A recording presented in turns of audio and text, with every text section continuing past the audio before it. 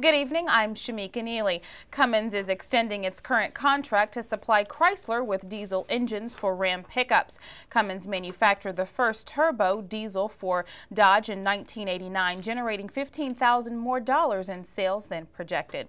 Well, for 2 decades, the drug court system has changed lives and restored families in the community by allowing substance abuse victims to plead guilty to the majority of crimes committed. Once accepted in the program, the offenders are indebted to a very intensive process.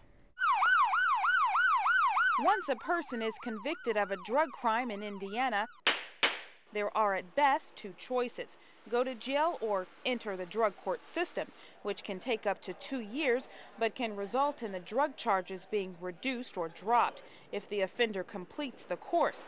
It's a difficult path and one some opt not to take. Vigo County Drug Court Coordinator Paul Southwick says the intense intervention is necessary to break the cycle. What we try to focus on is recovery from addiction, and a huge part of recovery is responsibility. But in the process, hopefully lives are restored. They get back on track in life, or for some individuals, they get on track, period. In Monroe County, 44% of those who are eligible for the program opt for jail instead, and Monroe County officials say twice as many people who opt out of the program eventually get in trouble with the law again as those who graduate from it. Monroe Circuit Court Judge Mary Ellen Dekoff says drug courts and the judges who oversee them may also suffer from a perception they don't deserve.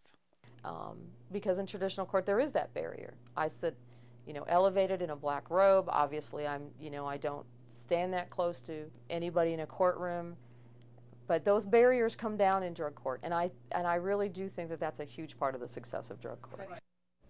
Join us for part 2 of this feature with a more in-depth look of the Monroe County drug court system. Find out about 2 recent graduates of the program as well as a current participant. And now let's take a look at your weather. Tonight, partly cloudy, lows in the lower 20s. Tomorrow, mostly cloudy, highs in the upper 30s. For WTIU News, I'm Shameka Neely.